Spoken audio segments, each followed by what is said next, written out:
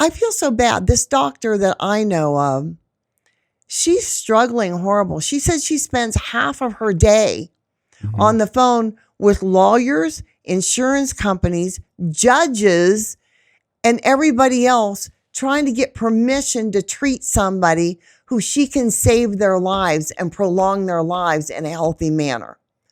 What do I do? Well, welcome to Obamacare, because this is exactly what they wanted.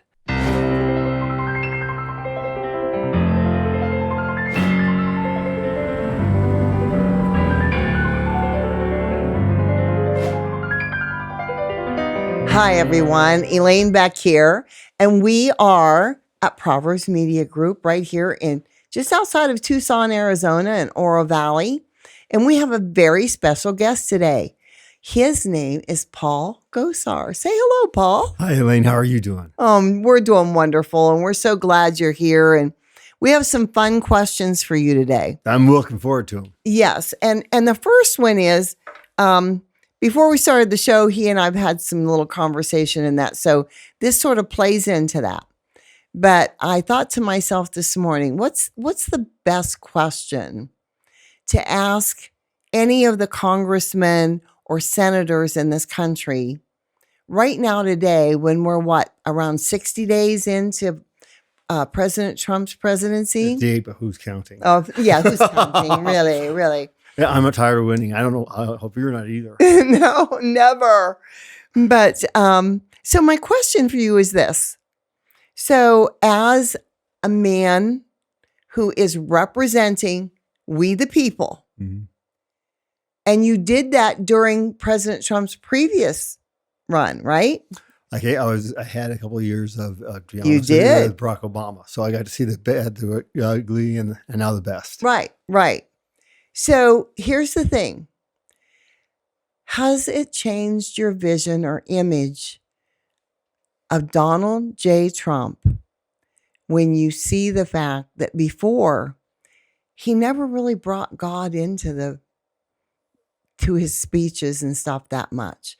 Not that he ignored him completely, but there was this much of mention. And now we know that President Trump has openly said that it was God that saved his life when that bullet came towards him and he turned his head at exactly the right moment. Yep. And that it is God that's going to be in control of things in this country. And he's often asked all kinds of questions that people just get the obvious answer. Well, it was God. And it just tickles me pink. Do you feel any differently about the man, Donald J. Trump, because of that? I do, because now I see him at peace with himself. He's now found I love that. He has found himself what he's going to do. Think about this, Elaine. There's nobody I ever know or could know, at least at this point in my life, right, that could do what he's just done. No. They've tried to take him to the fires. They take him to every court on record. They ran up the bills on him, trying to bankrupt him, and then things turned. And now you see a man who's happy with himself. He's on a mission. Yeah. And that mission, I don't think could be accomplished if he'd have won back-to-back presidencies. Right. Because the Democrats all showed not such Democrats, it was the liberal progressives that actually showed their hand. And now they showed everything, and now he's a man dismantling it. Right. He's giving back our country to we the people. Because, you watched him before in his previous run in the office, and he was confident, he was strong, he was bold, he was outspoken, and he did a great, phenomenal job, and he changed this country to one of the best positions it had ever been in. Mm-hmm. But now you see him doing the same thing, but with more invigorated, more happy, more, like you said, at peace. I see him as someone who's got the confidence of one thing, knowing God, leaning on God, being led by God. When you have that, and I know because I have it, yes, when you have that, there is nothing that can stop you. Like I told you, I was a housekeeper for 61 years. And then God said, I'm going to use you. And he turned my world completely upside down. And I know that feeling of freedom when you finally become who you are for and in the eyes of God. I think all of us do that, Elaine. Yeah. I think when we see ourselves finally liberated, I think that becomes a true person. Yeah. And then it doesn't matter what you do. No. And you don't care who you please, really. No, In reality, there's only one person we please, you know. And I really feel like when I see President Trump, he is out there just saying, here I am, God. Mm-hmm. You know, we're going to do this, you know. And like you said, that word liberated, beautiful word. You know, that freedom to just be yourself and be the person that God has molded you to be for him. Right. You know, and I think with his policies, I think he was a little bit taken back by some of the people around him. They said, oh, you can't do that, can't do that, can't do that. And yet he found his positives, even in that midterm, I should say, that mid 4 years. Right. Was that, you know what? I kept all my promises.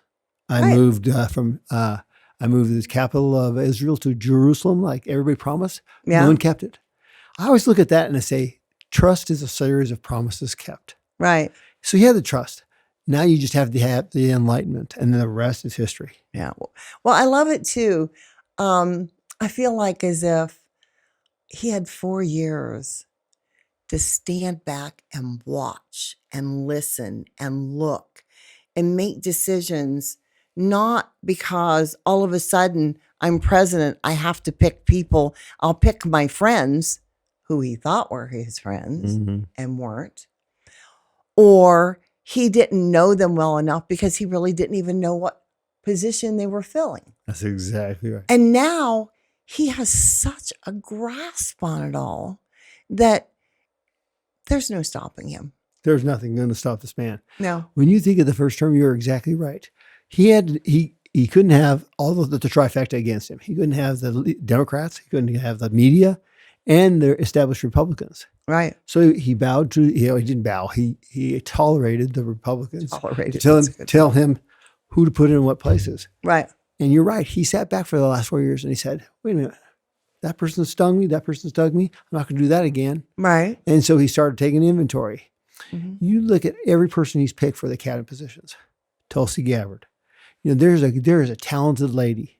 You look at Burgum, the Secretary of Interior. Oh, There's yeah. another gifted guy. Yeah. You know, he gets it. Right. And most of these people they're at their twilight and they could do something totally different. Right. But now they chose to be part of the solution to America's crisis. And that's getting back God into everything, this divine intervention that created this great place called America, the United States of America. Right. So I'm curious about a few things because I want to lead this into something.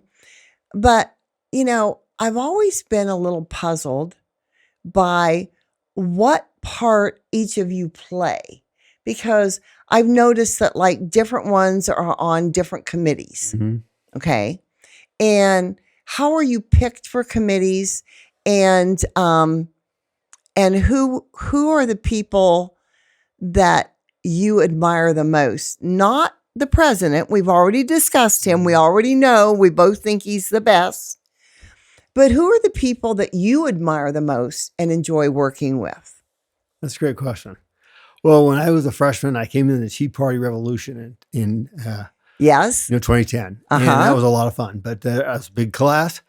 And I wanted to be the American Dental Association. It helped me a little bit to get me over there. So they said, go for energy and commerce. Well, that didn't happen. And so I got the right committees I was supposed to get. Right. That's natural resources and government oversight. And, you know, it couldn't be picked better for Arizona. Right. Because as government oversight, I can put my fingers in anything I want. Right. From healthcare to the environment to you name it. I can develop myself. You just said the magic words, healthcare. There are so many things happening in healthcare that are wrong. Just like with Doge, they're finding out where all the money has been stolen, ripped off, hidden, covered up. I don't know what else to call it. They've just literally taken the money, the people's money, and hid it under all these fake names and stuff like that, and put it in the hands of corrupt people. Yep. And not just here in this country, but around the world. Absolutely. Right? So that's important.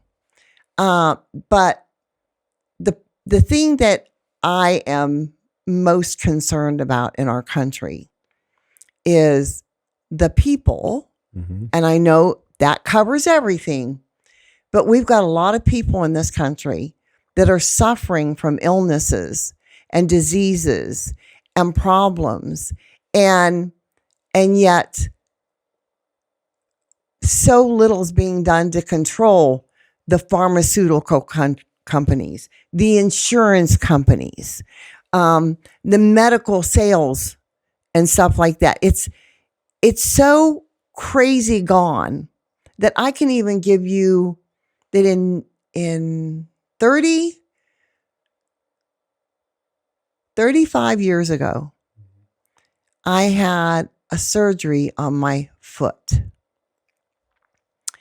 And they said I had to use crutches. Made sense, right? Mm-hmm. And before I left the hospital, this lady walked up to me and she said, I've got your crutches. And she's standing there holding these crutches. And she says, now I have to show you how to use them. So she put them under her arm and she leaned down on it.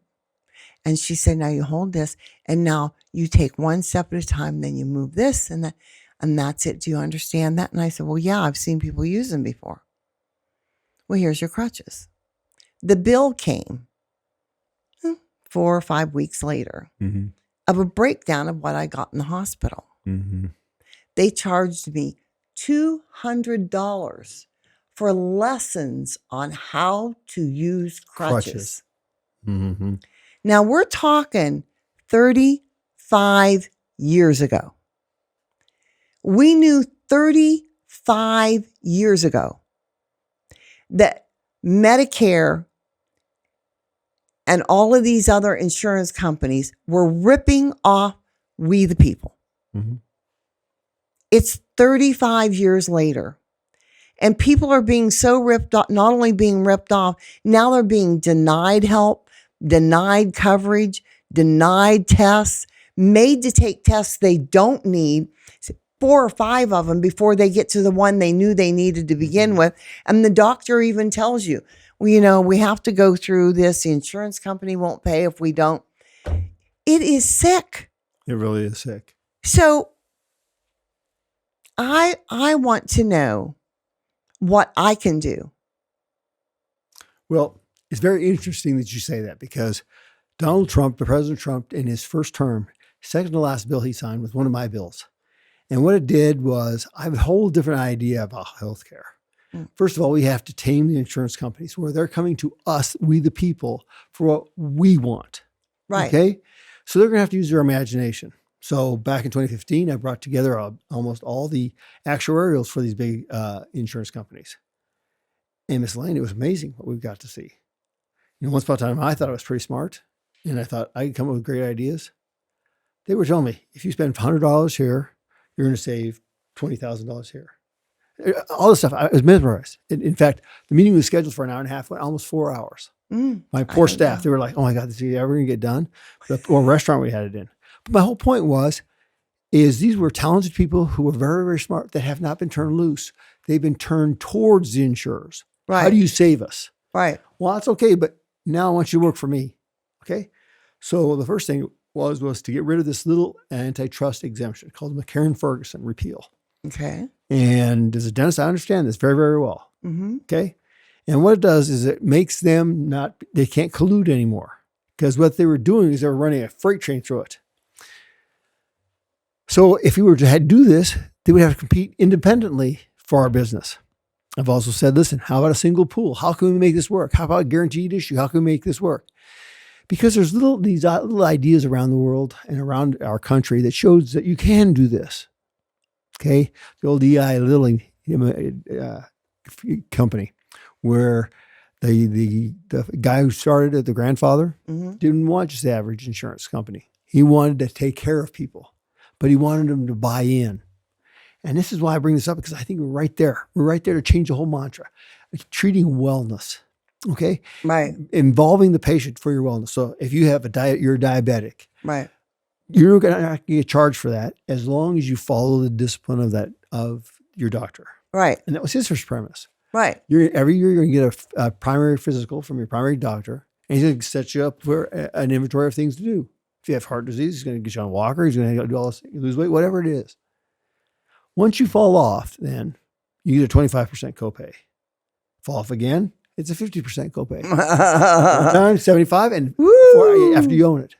Now, what if we were to use a single pool like that, where a mom with 2 kids, a single mom with 2 kids, has the same thing, but maybe the government helps her just a little bit. Right. So we're all in the same pool. We're all shared risk, guaranteed issue.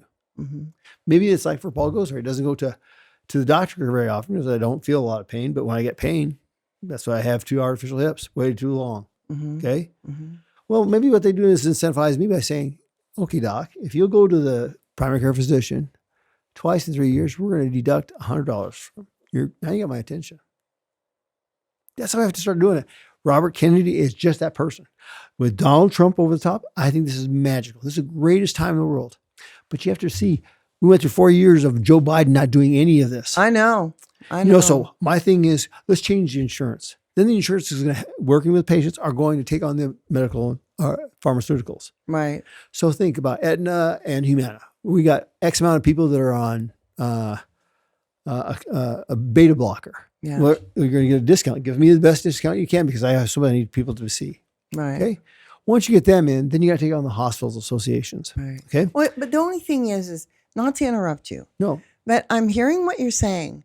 But it seems like everybody wants to convolute everything. Mm-hmm. So I can see what you're saying where, now you can either follow the rules or you get like little fines. You're going to pay more for this. You're going to pay more for that. And if you do it again, you're going to pay more and stuff. That all sounds really good. But the next thing you know, the insurance company's setting up their way of doing it. So they're going to say, well, you have to try this test first before you get to this x-ray or this scan or whatever. You have to do, in the meantime, Joe Blow is in pain and sick every night, can't sleep and stuff. All these weeks while they're putting him through what the insurance company expects of him. Mm-hmm. This is very similar to what we have now. And the main reason that I wanted to bring this up with you is I saw an ad on the TV the other day. Mm-hmm. I don't know if you've seen it yet or not, but it's President Trump talking about how we've got cancer and Alzheimer's and all these diseases and how we're going to try and cure these while he's in office and stuff. And I have a doctor here in Tucson that knows how to cure Alzheimer's or at least stop the progression. Right. Okay. And yet they can't use it. There's only 2 doctors in the whole state of Arizona that are using it for one reason. It's so costly and they're so limited on what they're allowed to charge by Medicare or insurance companies that the doctor makes 2 cents on a dollar for every patient that they serve. And it takes 12 to 18 months for the treatments to make this happen. So you're looking at anywhere from $50,000 to $100,000 that a patient needs to spend on themselves because the insurance company turns them down or the Medicare or Medicaid turns them down. I feel so bad. This doctor that I know of, she's struggling horrible. She says she spends half of her day on the phone with lawyers, insurance companies, judges, and everybody else trying to get permission to treat somebody who she can save their lives and prolong their lives in a healthy manner. What do I do? Well, welcome to Obamacare, because this is exactly what they wanted. So we've got to make some changes. That goes back to that wellness aspect. It's what we eat, how the foods we, how we take them, how we take care of ourselves. Because Oh yeah, I'm completely for that. I'm a very healthy eater. yeah, and I think we have to control the dollars. And I think there's so many people. You look at MediShare. Here's the faith-based aspect. So what you're doing is you're putting aside your money, and you're saving over half of your premiums. I wonder if they had guaranteed issue. I wonder if it's single pool. I wonder if they would even go further down. So we got to get back to competition. I can tell you that right now. Oh, But absolutely. we have to put the dollars in front of the patient, not the insurance company. Please. We may have to use the insurance company to back our way out of here, but that's why I try to write bills that just change. What it means is you have a 5-year window, and then you have to recalibrate again. Could we do something like that as far as, putting restrictions on these insurance companies and say, you have to cover certain things without putting people through hoops and tests and stuff that aren't necessary. You have to make sure that, you don't, who's making the decisions in that insurance company as to who gets that money. Well, see now, once again, you're on the right target, Elaine. So the biggest key here is that who controls the money, That's right. and we've got to make that differentiation. How do we do it? Well, I think I want it done today. Well, I know you want it done today, but you didn't get here. Darn. Yeah. So it'll take us a little while to unravel this Yeah. case. But that's why I picked this whole aspect. I'll give you a really different kind of story, but it's very similar to what you're talking about. Mm-hmm. We have 2 physicians. They're both African American, one male, one female, Mm-hmm. and they're doing they do X-rays. Right. So they're doing this mammograms, and they notice that and they read their literature. They're up on everything on this. They notice that the African American women, the Black women, have a denser breast. Right. So you get a lot of false negatives, a lot of false positives. Right. Okay. So they go on to get this ultrasonic PET like scanner. Mm-hmm. Costs a little bit more. Well, they go to the FDA. Guess what? The FDA gives their notice to make them write a letter. They write a letter on their behalf to send out to all their patients saying you were exposed to that. They hadn't even bought the equipment yet. Yet the FDA during this COVID then takes and generates the money under his patient list over to a new person over here that's going to take over. And they've lost almost all their practices. Oh, and they never had it. They were getting it to be on top of the law. So now the first thing I have to do is I have to break away government from that. Mm-hmm. Last time I looked, federal government doesn't have much except that they all the money for for Medicare and Medicare. It's the state's right though. Originally state's right. So why wouldn't I let the Ron DeSantis of the world, the Kristi Noems, let them decide? Mm-hmm. You have 50 incubators. That's what our framers wanted. They want the incubators at different times. That's why we gave states' rights. Only the enumerated powers went back to the federal government. So they gave them the incubators so that we could start and generate. And that freedom of passage between states, there you have it. Now when you have somebody like Arizona who's doing something very, very well, people from California flock over here. Right. That's the whole aspect. Yeah. We've got to include the American public, and we have to make them care. And the Right. way you do that is by involving them. Yeah. Well, see, the thing is, though, is, when I saw that advertisement, I went, but we have an answer Mm-hmm. and we know how to do it. Help me get to Bobby Kennedy. Mm-hmm. Well, the first way I do that is I break down the FDA. So like, for example, I sit on 2 committees, as you know, the Natural Resources and Oversight. Mm-hmm. And I've asked the Oversight group to bring in a bunch of these people complaining about the FDA. Mm-hmm. If you notice, that is Secretary Kennedy's one big passion. Is the FDA is off whack. Yeah. It's worthless. Yeah. So what I want to do Totally. is I want to change up the dynamics. Usually we have the government come and talk to us and tell us what feels good, and here's what's going on, and we'll change this and that. No, I want Secretary Kennedy to sit in the audience to listen to the people complaining that this happened to me. I want those 2 doctors in there saying, listen, I want to tell you this is my story. Here's how the FDA ruined us. Okay. Then I want Secretary Kennedy to take the position on the panel, and I can say, how are you going to fix this? Mm-hmm. I want to challenge the integrity and the mindset of Americans. Absolutely. I want them to start believing again and dreaming again. That's why just go so great, Elaine, is the dreams. If you work hard enough, you put enough passion into it, and with with a little grace from God, it's amazing what happens. Well, that's just it. I didn't mean to put you on the spot. No, not at all. Not at all. But I think it's wonderful that we can have conversations like this and we can realize, and the people out there can hear that, there are limitations of what you can do, and it has to be done in a certain order. But when you got the right people and you got the answers and stuff, it seems strange to me that you can't start with that. Well, sometimes you can. Right. Look at the president with the Department of Education. It was always brought up. Now he's not gonna back off on this one. No, and so he can. But when something is important to people's lives as healthcare, you have Medicaid, you have Medicare, you have all S chips for children. We've conditioned the public. They've conditioned the doctors to accept certain caveats. So when you change up this whole mindset, sometimes you have to have some tough love.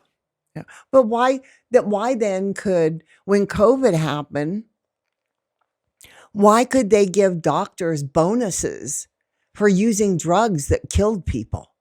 See, that's one of the things we want to see, because this is we were talking earlier. This is the stuff I know. This is the less plan. They took something that they knew, and when you find out, what really stops this stuff, it was exactly what we were talking about. Get it early enough with your hydroxychloroquine. Mm-hmm. That Trump was good right. stuff. Trump was right. It was great. Yeah, it's the one that helped. Yeah. So there was, and the other one, they were hooking people up.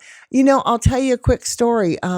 My sister-in-law was a nurse, and she said that she still is in contact with some of the younger nurses and just loves to talk to them. And I think they text and stuff like that.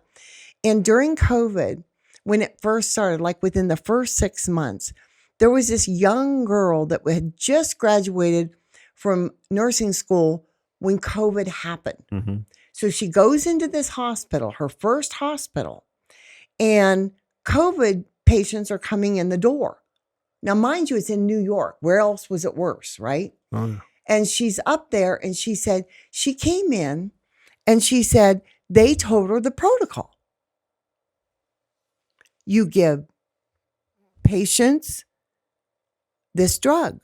You give patients B this drug. So patients A are getting this drug and they're doing good. And B, they're dying. She, after 3 or 4 months, she finally gets a couple days off. She'd worked every day because they had so many patients. She gets a couple days off. She comes back. And she goes to hook up one of the patients, and all they have is drug B that was killing people. And A was the ivermectin. Mm-hmm. Okay. And she said, where's the ivermectin? Well, we're not allowed to use that anymore. And so she goes over their heads even. She's like, this can't be. You can't do this, because every person that she hooked up to the other drug, she said the tears would run down her face as she was hooking them up, because she knew within 2 weeks she'd be fitting them in a body bag. Yep. Okay. And isn't that so sad, Elaine? Because, here's one comparison I'll make for you about the difference between somebody like Barack Obama and Donald Trump. So Barack Obama, in his last term, he knew there was some funky language coming in HHS, and it would allowed for the articulation and pay-fors for gain of function. Mm-hmm. So if he'd have done his job and he had the power to do this, he could have said, no, you're not going to do that. I'm not paying you. That's not going to happen. Mm-hmm. We never had this. Mm-hmm. Donald Trump, this President Trump, is going to use that impoundment clause. He's not going to fund that. Right. Because to this day, we still don't know who put it in. Yeah. And that's what it's going to take to get out of here. Yeah. But it shows you the power of one person understanding and cowering, allowing it to happen. He said, no, you shouldn't do this, Anthony Fauci. He didn't say no. So we funded this whole darn thing. I know. And it's so sickening that we lost millions of people, good people, to this. Right. Absolutely. And we scared the living ridiculous. But, the left and the devil work in very different ways. Amen. And so from that standpoint, we have to look at and see and call it out for what it is. Right. I thank God we have people like Dr. Rand Paul, that stays on Anthony Fauci. Because here's a guy who violated the tenets of the oath, the Hippocratic oath we take. Do no harm. Yeah, some of these doctors I know were literally forced to do things, and that by the hospitals too. If you don't have so many patients, if you don't take care, I don't know, there was all kinds of regulations and stuff they were given. It was against their principles, but it was that or have no job. Yeah, lose your practice, lose your license. Right, just like it was the guys in the armed forces that were told, you either take the jab or we're throwing you out. And they did. Yeah. I've interviewed these people. Oh, yeah. Nick Cupper's one of them. This is why I know so much about this. I am in the middle of everything. When I interview a senator or a congressman, I have an opportunity to ask questions because I interview the people. And they come to me with their heartfelt dreams that have been crushed, and their lives that have been stricken down, and their losses from families that they lost because of things like this. Well, see, I was in the middle of that too, because I was one of the first 2 people put in quarantine. Ted Cruz was the other one. Okay, so at the very, very beginning, there was a CPAC event in Washington, D.C. Right. And we had a person I knew from New Jersey, who was an OBGYN, who he was sweating like the dickens. And he kept looking at us going, is it hot in here? I'm like, no. And then he saw Ted, and then he came back again with me. And he ended up being on a respirator, and luckily his life was saved. However, I had to be put in quarantine because I tested positive for COVID. Right. Now, I have I'm sure I have the immunity because I never took the jab, refused it. Well, so, but the fact that I had to do that over this, that was man created, and that they were using a lab that knew that couldn't satisfy, the spectrum of this.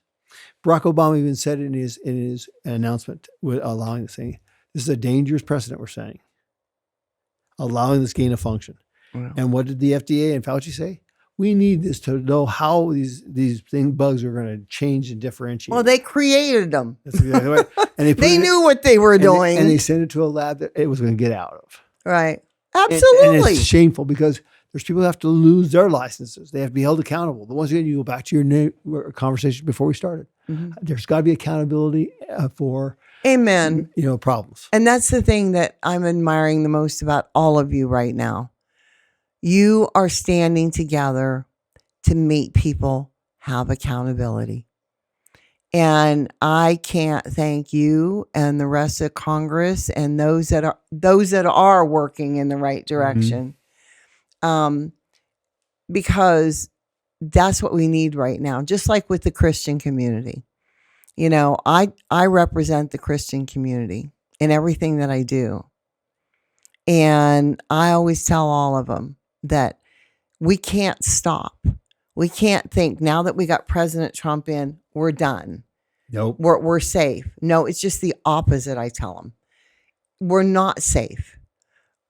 If you don't think that we're not making plans and they're not making plans behind our backs, behind the scenes to what they're going to sneak in and do and how they're going to create something to cause havoc, or how they're going to put somebody in at the last minute. They think they can beat our person who runs in the presidential. And worse yet, we're only a year and a half away from voting again. Yeah, midterms. And we cannot afford to lose one. As a matter of fact, we need to gain many. Oh, I don't know about that. Because I think my group, I'm a Freedom Caucus person. Right. You give me leverage when they don't have big numbers. Okay. But with John Boehner, first couple of years, I had no choice because we could lose 15, 20, and they still pass the bill. So sometimes you have to be very, very careful. I like that. Yeah. So what you have to sometimes. Thank you. Yeah. So I've got a good friend up in Phoenix, and he would call me up and go, I don't like this person. He just did this vote. I'm like, I'm one of those people too. I'm from the Freedom Caucus. He's like, really? Yeah. Mm-hmm. And one of my dearest friends, Mike Kelly from Pennsylvania. Yeah. He got in my face. He goes, do you understand what all these people are doing? I said, what people? He goes, these Freedom Caucus guys. They're causing us problems. I go, Mike, I'm one of those guys. Am I creating you problems? I don't want to create you problems, but I can't stay with the way we're doing things. So that's not right. Right. And that's what fuels me. Yeah. Elaine, that's what fuels me. I'm good at legislation. I can get big things across the board. We were talking about, when you brought up COVID. I'm the guy. I'm the only non-U.S. president. The only non-U.S. president to kill a national emergency. Right. It's me. Well, now, I'm telling you because I listened to your words when you said that. And I would love to see you help me fight this battle. Oh, I'd love to fight it with you. I'm there. I'm fighting this on all our fronts. Yeah. From our economy. People go, so you sit on natural resources. Why don't you want to sit on anything else? I said, well, you know what? If the wealth of Arizona was known for what we have and copper and all these rare earths and minerals. That's right. We're one of the top 10 countries as a state. Mm-hmm. As a state. Right. And when you have people that are making good livings, particularly in rural America, rural Arizona, they're fueling the big companies like Arizona and Phoenix, big cities, of Tucson and Phoenix, and soon to be Buckeye and all those. But that's my point. People, these are coming. We're going to see the golden age. I believe this with all my heart. Well, I believe it too. I guess, I've watched, and I know you have too. I've watched for 4 years while they brought in people that could care less about any of us. Mm-hmm.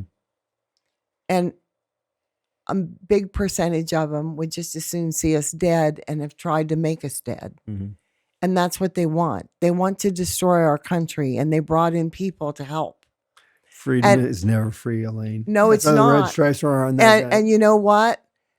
I have a nonprofit here in Arizona, and I do supply houses for the homeless and a home for unwed mothers and help with all these other organizations and stuff.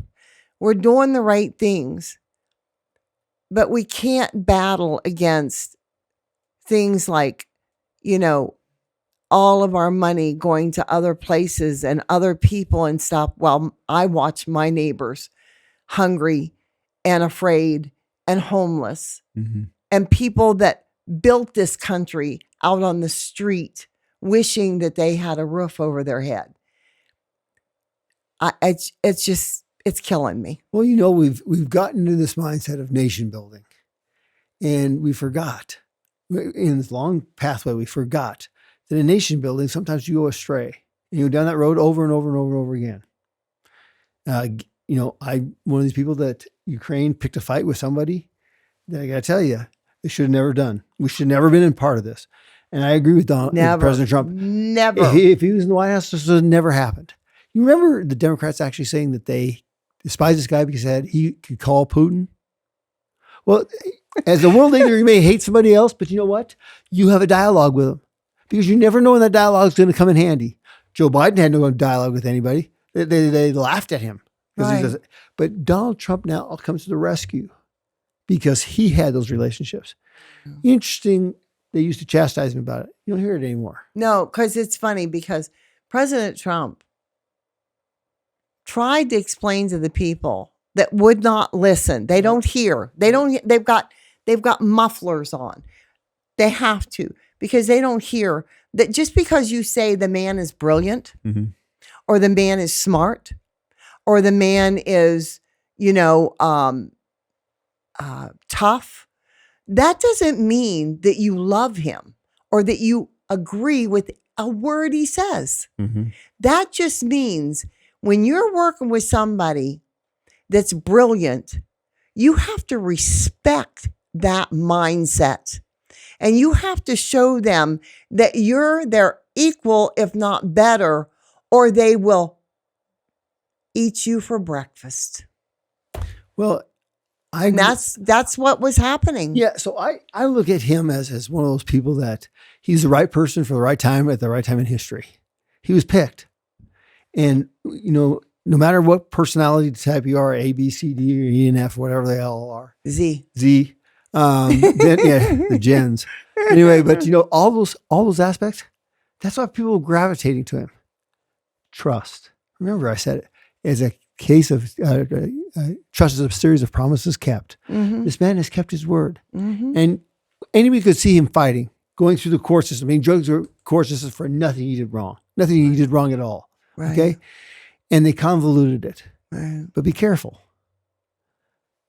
There's two things I'll warn you about. Number one is when you got your enemy down, you keep your foot on them. That's right. You have to stay involved. You have to be. That's why those red stripes are here, to remind us of the blood that's been shed to keep these freedoms. Right. Okay. Second of all, we have to be applicable to the times. We have to be why are we spending all this extra money in Germany with 50,000 troops? Why can't it be here? Right. All we're doing is driving up their economy. Let's get the heck out of there. Yeah. Oh, I agree completely. And then we've learned a lot of things. Once again, it comes back to that thing we talked about earlier, accountability. Yeah. There are consequences for actions. Please. And so far, the American public hasn't seen that yet. Yeah. We saw a little tidbit. That's why the Democrats hate Elon Musk. You ask them, why? They're finding all this misuse of money. The only reason I can come up with is they're hiding something, and we're going to find it out big. Because one of my bills is going to be showing the NGOs. Did you notice all the people leaving the country? Mm-hmm. Good riddance. But do you understand that the reason they're leaving is because they know that the truth is going to come out now? Oh, it is. And when it comes out, it's going to be their name up on that screen saying what they did. And they don't want to be here to face it. They know they would be in jail sooner than anything else. I think that there's going to be an exodus, an absolute exodus. The more and more we get into, was it yesterday or the day before that the Kennedy papers come out? Oh, it was yesterday. We did a show yesterday. Mm-hmm. We showed the man that actually knows the truth, and you should see it. It'll blow you away. We know who was at fault, and we've got everything with it. My show here. Mm-hmm. Well, we have seen this. The exodus is going to be people that condoned it. Right, exactly. And they may not have done it, but they condoned it. So as my mom used to always say, I don't know. I think there's too many really guilty people. They're not just condoning it. I mean, if you were somebody that I knew, mm-hmm. okay, and maybe, and I know some people that are liberal, right? I don't hang out with them, but I know they're liberal. Mm-hmm. All right. So, but I don't see them doing anything wrong. And they're defending blindly because they've been lied to by the stupid fake media. And so they drank the Kool-Aid and they believe this stuff, mm-hmm. right? So if tomorrow the truth came out and they said, I'm sorry, that would be it. Because I've seen people do that. We've all seen people do that. We've seen people come over from the Democratic side that are now in office. Tulsi Gabbard. Okay. So let's take that view. Mm-hmm. And now let's say that each of those people, are in that position. But over here, you've got some people that not only believed it, but they helped with it. Mm-hmm. And they connived and they deceived people. And they knew that money that they took really wasn't theirs. Or they knew that, and then there's another whole group over here. You know who they are? They're the people that their children were threatened, like Flint, General Flynn. They threatened. And so they gave in and they had to do whatever they were told because they threatened their children. They threatened their wife. They threatened their life. They made sure that they went broke. All of these things. There's so many factors in this, and there's so many guilty people. And then there's innocent people that have been played, and there was nothing they could do about it. This is going to culminate. It has to. Oh, it has to. I mean, we have to get to the bottom of it. It has to go all the way through. So, for example, the second piece of legislation I have is the Transparency Act. Right. And the Trump administration came back with their own and basically says that If you thought the USAID scandal was big, wait till you see this one. Yeah. My legislation basically says any NGO, non-government organization that takes a single penny from the federal government, either directly or through a pass-through, has to tell us where they got all their money. Right. And here's what's going to happen. You're going to have people hiding behind all these little curtains, some of them even faith-based. Yeah. I know some of the faith-based ones. Oh, yeah. They're down there on the border where I went and did investigative reporting, where I sent people down there, where we've got it on camera, things that they did. Okay? We saw them there. I can prove who was there. Yep. And I'm a Catholic, and Catholic Charities is one of them. And it's the biggest one. It's one of the biggest ones. You betcha. And that's going to turn because all of a sudden now, I was one of the first people to call out the Pope. I boycotted him. So he's just a man, and he made some really bad decisions. Mm-hmm. But remember his comments now during this election cycle. I don't know who to support. One kills somebody. Another one doesn't allow you to migrate to their country. You have to use your own conscience. Those are equal? No, they're not. They're not equal.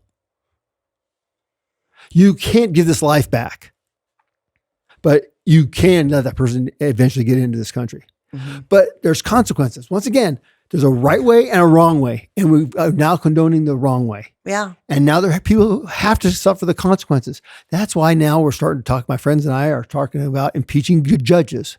Oh, you have to, please. There's no other way the Constitution allows us to do this.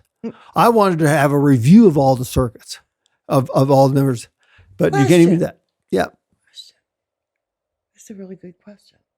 So any judges that I know of are on a ballot, and they have to be voted in into your county or into your state. What judges are chosen and cannot be gotten rid of? Well, federal judges are one of them, and federal prosecutors are another, unless they're impeached. Okay.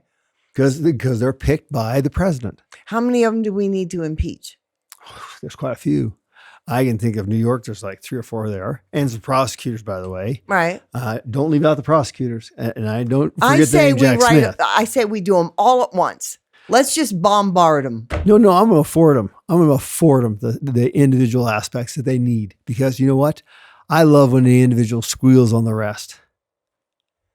Yeah, but just think of how much we could get rid of at once. Oh, I know, but you know what? We got to make this last. So, we got to get the bad ones. And then what you're going to do is you're going to change some of those people saying, you know what? I need to go back to the Constitution.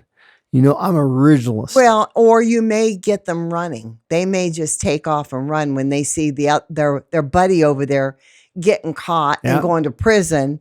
They might second guess what they've been doing and how they've been doing it, and they might just disappear. They could be part of that group of people leaving the country. They could be. And I've offered to pay for their tickets. Yeah, well, see, and I always come back to what Christ did with Peter. Yeah. Peter denied knowing Jesus 3 times. That's right. And yet, who became one of his pillars? Peter. Yeah. Good thought. I like that. Well, this has been an absolutely marvelous interview. Thank you very much. Appreciate it. I love talking to people about the real facts and as Christians, whether you're a Catholic or you're a born again Christian or whatever, as Christians, it's our job to speak the truth. Mm-hmm. It's our job to tell everybody out there, this is how it really is. Mm-hmm. And you really helped me do that today. You helped people understand better the workings of the government and what can and can't be done and who's voted in and who's not and how you can get rid of people and how you can't. Mm-hmm. And I think that's so vital. For years, I did my best to understand things without really getting the education I've gotten since I started working with the senators and congressmen. And it's quite the education. And I love it when some of them tell me they didn't understand it that good either until they got in the place. And then they're like, whoa, And I'm sure it's like any job, most of what you're going in for, Mhm. there's a lot of surprises and a lot of things under those rocks. You're exactly right. And one of the few blessings I will tell you I've had in Congress, well, I've had lots because I got to meet a lot of people like yourself. One of them was getting a chance to know Anthony Scalia Right. about our Constitution. I thought it was pretty good. Yeah. That guy will open my eyes to how much, some people say it's a living, breathing document. No. This was divine intervention that helped our Oh, framers. absolutely. And it's applicable as today, written like it was written yesterday. Absolutely. Mhm. So, he gave me a real appreciation to never strive to violate that because you're violating God's word. That's right. That's very true. I like that. I love it. And I think too that we have to look at the fact that, nobody can know everything, No. and God gives us all our own individual purpose. But you notice every question was, what can I do to help? Mm-hmm. Because I don't see myself knowing enough to do the work, but I can help in whatever I can. And I want my listeners to feel the same way and to understand that, a year and a half from now, we're going to have to make sure that we keep our numbers not too high, but we have to have them high enough that our president has all three parts of the government with him. Right. It has the tools to change these things around. Right. Because we all saw it. 2 years with, 2 years without. We had him for 2 years, basically. And that's what we want. We want 4 years with President Trump. And if you think that's set in stone and he's going to be able to do everything he wants for the next 4 years, only if you make sure they all stay in offices there and add a couple in the Congress, right? Yep, in the House. In the House. And we need a few in the Senate so that we can override a filibuster. Right. So, but I actually told the president he should look at this as a 12-year term, by the way. Not for him. I said, and he goes, I only have 4 years to serve. And I said, yes, I know. I said, but if you do this thing right, the next 8 years are going to be somebody else. Maybe your apprentice. Right. Using his own terms. Right. And this could become a whole nother regimen of being able to talk to people, empowering states' rights, empowering governors to have to listen to their people, to look at the judges for voting on. Now, they're doing right now in Wisconsin on that Supreme Court justice. We got so many things to do. It's going to be so much fun doing them. And all I ask is that, I was asked, what are the main things you have to do in your office? What did you come up with as your mainstay? I have 3 things. 1, where in the Constitution does it allow me to do what you're asking me to do? Number 2, help out everybody.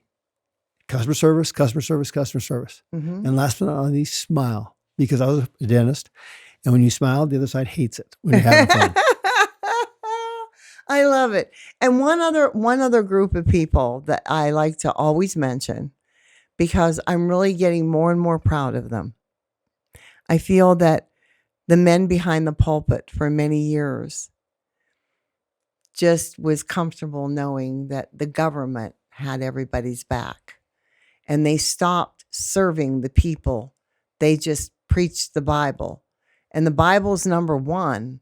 But number 2 is to teach and take care of the people. And I'm really proud that so many of the men behind the pulpit, the pastors, the ministers, the priests, whatever you want to call them, that they are stepping up and realizing that the only way the government can be under God, which is what he says it is if God's children run the government. Look at Franklin Graham. Here's a perfect example. He's there before the government is actually there. Amen. And you know what? People helping people. That's the whole I mission. love that. It's. I went to El Salvador with them. Oh yeah, he's an amazing person. He is. He looks just like his dad too. I mean, I kept going. That looks like Billy Graham, and it's Franklin. Yeah. And look how he opens up. And there's another guy there that's overlooked. That's Elon Musk. Yeah. Who came to the rescue with his Starlink. Right. That only changed because of him. Right. Since when did he become such an ostracized person? Finding Because ways. and you know, let's go clear back when people started saying, when President Trump was first voted in, and immediately he was the most negative person on earth. Now, he used to be the most loved. Now he's the most negative. They all were going to hate on him, right? Do you think that if his name had been Ted Cruz or Ben Carson or any of the others that were in that lineup that year, that they would have been treated any differently? Because I don't. We could be saying, President Carson or President Cruz or President whoever, and they'd hate on them just as much if they were standing for God and standing for what is right in this country, because then they wouldn't be in control. It's all about control. It's all about the control and the government. We should learn our lesson. When they challenge your religion, challenge your freedom of speech, when they try to take your guns away, that's called authoritarianism. It's called communism. That's right. If you don't believe me, go back to Saul Alinsky and the rules for radicals. That's right. You can go march down. These are all the marching orders, and they're following them to a T. Right. Well, God is good. God is really good. We got that really well figured out. And we have talked for almost an hour, and I have enjoyed every second of it. I hope you have too. Yeah. And I would love to have you on my show again. We can have another long, wonderful discussion in a few months when we know a little more and things are out there. And I love it because we're dealing with so many wonderful things that are happening. But as you said, there's much more to come, and we all know it. And I, for one, I'm going to ask all of my viewers to remember to keep praying, because this is far from done. As a matter of fact, from now until probably mid-year, there is a lot at risk in the heavens and on earth. And there is good versus evil. And good versus evil needs prayer right now to make sure that good wins out. Let God know that you're with him. God bless you all.